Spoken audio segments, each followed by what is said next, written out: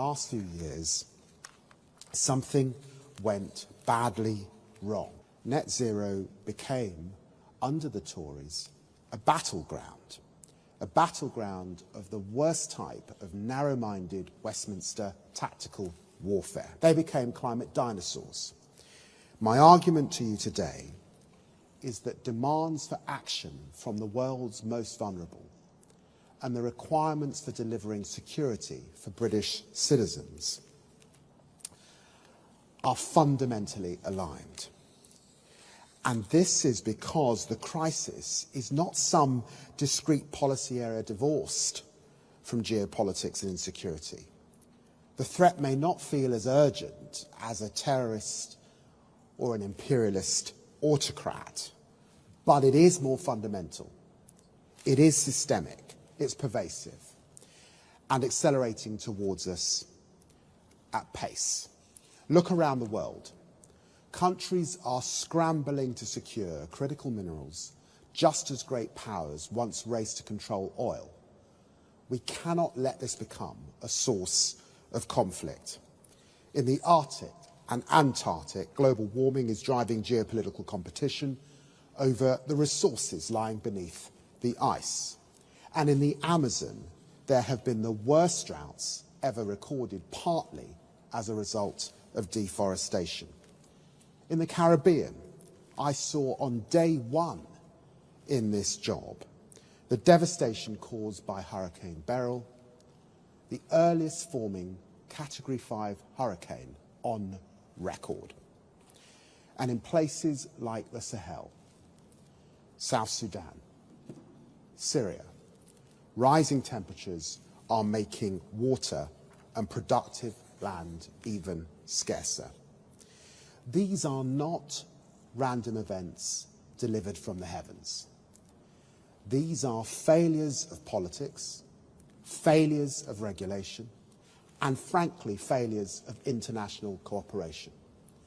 And these failures pour fuel onto existing conflicts and regional rivalries, driving extremism and displacing communities and increasing humanitarian need.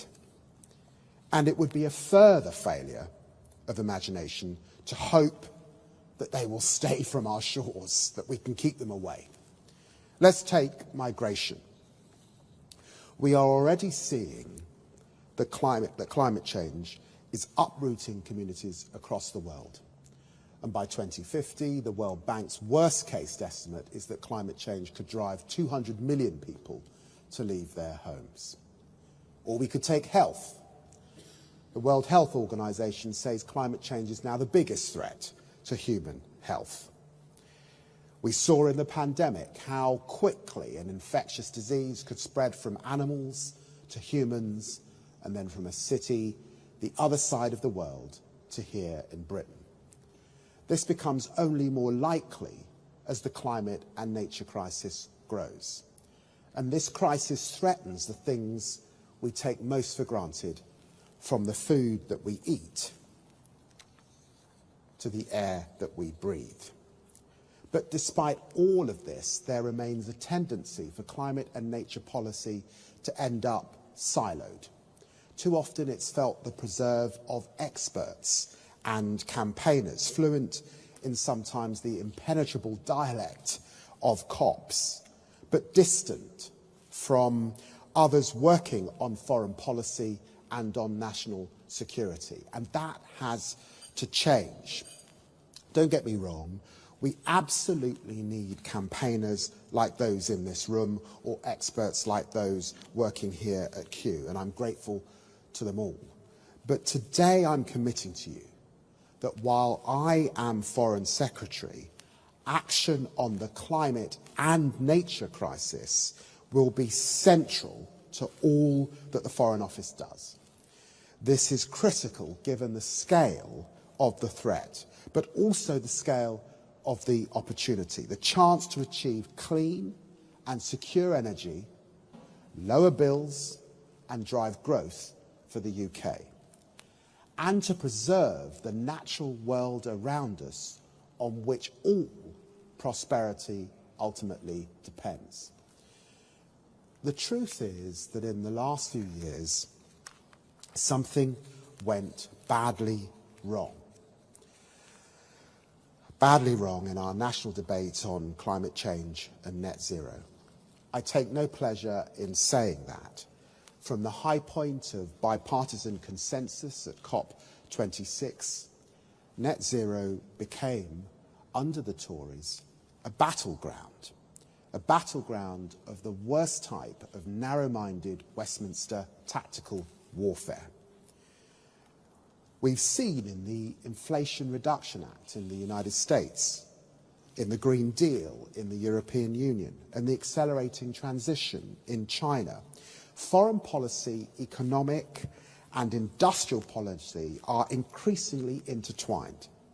But while others embedded climate geopolitics in their foreign policy, the last government frittered away the currency we'd accumulated in the past. They became climate dinosaurs, crashing offshore wind, blocking onshore wind, moving the goalposts on electric vehicle targets, doubling down on oil and gas, leaving British wildlife in crisis, our biodiversity declining at an unprecedented rate, our precious national parks in decline, our rivers, lakes and seas awash with toxic sewage.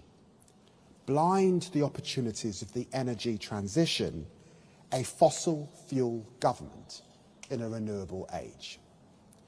I remember being at UNGA in New York last year and people being staggered that the British Prime Minister, a permanent member of the UN Security Council, not only snubbed the annual gathering of world leaders, but stayed at home in order to row back on climate ambition during UN Climate Week. It was a low moment.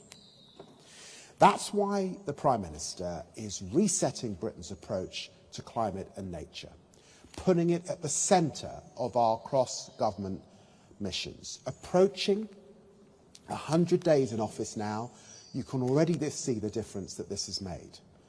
Lifting the de facto ban on onshore wind in England, pledging to end new oil and gas licensing while guaranteeing a fair transition in the North Sea, switching on Great British Energy to crowd investment into clean power projects, launching a rapid review of the Environmental Improvement Plan for completion before the end of this year, so that we can clean our rivers, plant millions more trees, improve air quality and halt the decline in species.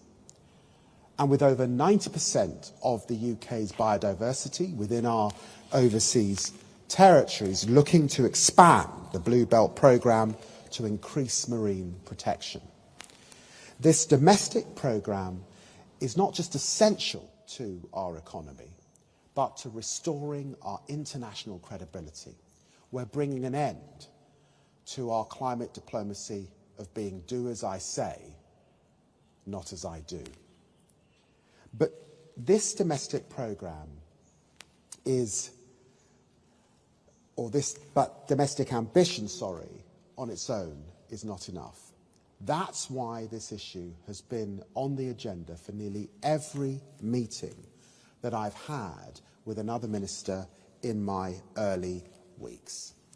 From our closest friends in the G7 to the world's biggest emitter but largest renewables producer in China, to India, to members of ASEAN with whom I announced a new joint green transition fund in the first few weeks in office, with Ed Miliband and Steve Reed leading COP negotiations on climate and nature. We have a pair of experienced, determined negotiators. And with Annalise Dodds as Minister for Development, we will be a united government team, all drawing on the SCDO's diplomatic and development heft to push for the ambition needed to keep 1.5 degrees alive, to drive forward this cross-government reset even further.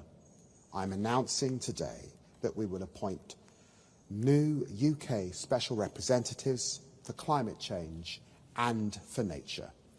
These will support me, together with Ed Miliband and Steve Reed respectively, as we reboot internationally, showing that whether you are from the global north or the global south, we want to forge genuine partnerships to tackle this crisis together